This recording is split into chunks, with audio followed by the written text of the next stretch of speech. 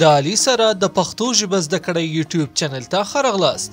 به چینل آموزش زبان پشتو با علی خوش آمدید. در این درس می‌خواهیم یک مکالمه کوتاه و بسیار کاربردی را با هم یاد بگیریم. لطفاً تا انتهای ویدیو همراه ما باشید. اما پیش از اینکه درس را آغاز کنیم لطفاً برای حمایت از ما ویدیو را لایک کنید. مهربانی وکړئ زما وروسته تکرار کړئ. لطفاً بعد از من تکرار کنید.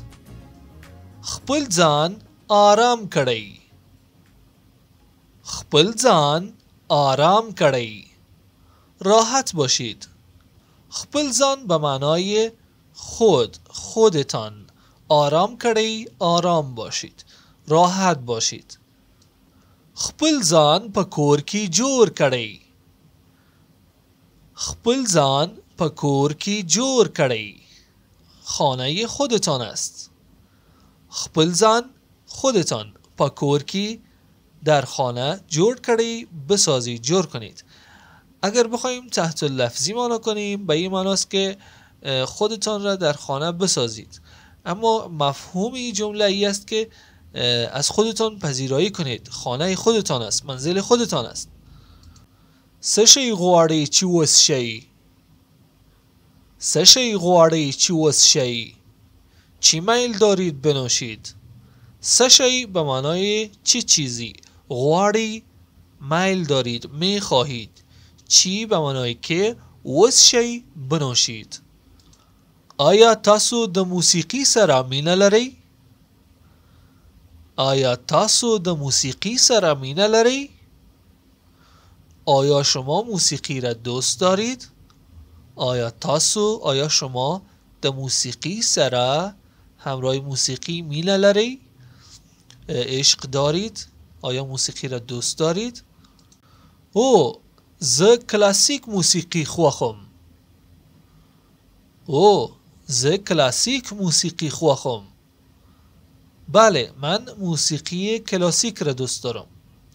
زه به معنای من کلاسیک موسیقی کلاسیک خوښم و یا خوشم دوست دارم، خوش دارم.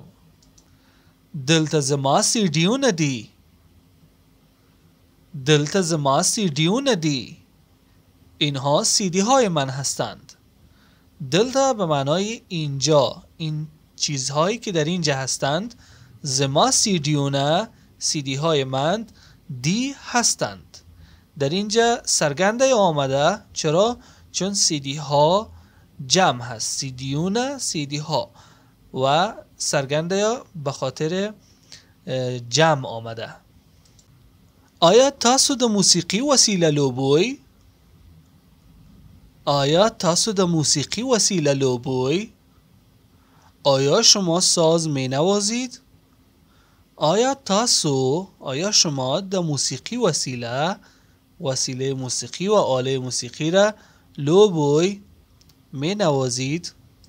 لوبوی به معنای بازی کردن هست و در اینجا ما در زبان پشتو برای آله موسیقی، نواختن آله موسیقی، فعل بازی کردن را استفاده می کنیم.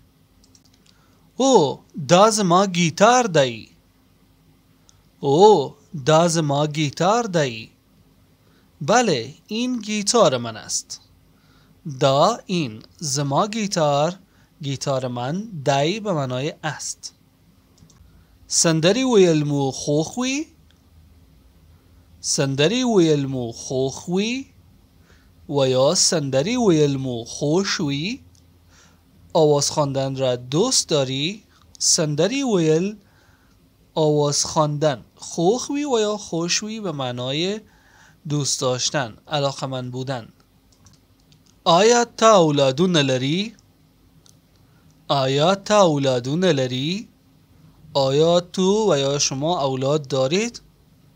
در اینجا لری اوگده آمده، پس معلوم دار است که مخاطبی که امروز از او گپ میزنیم مؤنث هست، یک خانم هست. آیا تاسو سپی لري؟ آیا تاسو سپی لري؟ آیا شما سگ دارید؟ تاسو به معنای شما هست. تا به معنای تو. اگر بخوایم جمله را کمی مؤدبانه تر به کار ببریم به جای تا از تاسو میتونیم استفاده کنیم. سپای به معنای سگ است. ما در 2 ویدیوی جداگانه و مفصل نام حیوانات را به زبان پشتو تدریس کردیم. اما اگر تا اینجای ویدیو را دوست داشتین لطفاً این ویدیو را لایک کنید.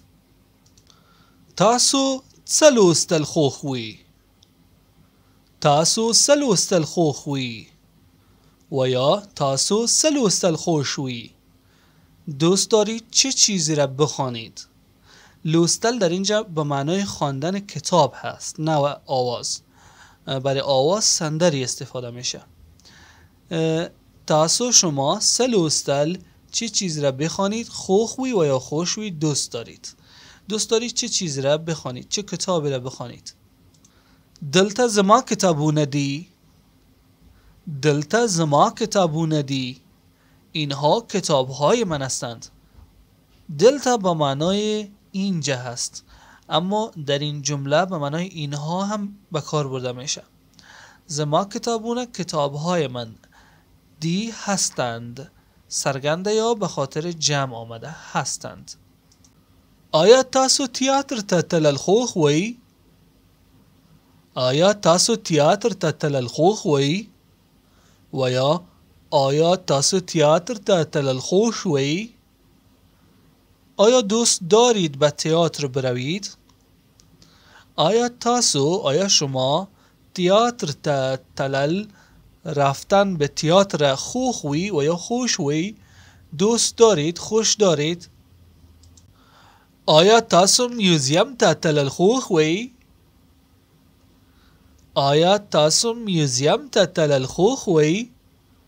و یا آیا تاسو میوزیم ته تلل خوښوئ؟ آیا رفتن به میوزیم را خوش دارید؟ کنسرت ته تلل خوښوئ؟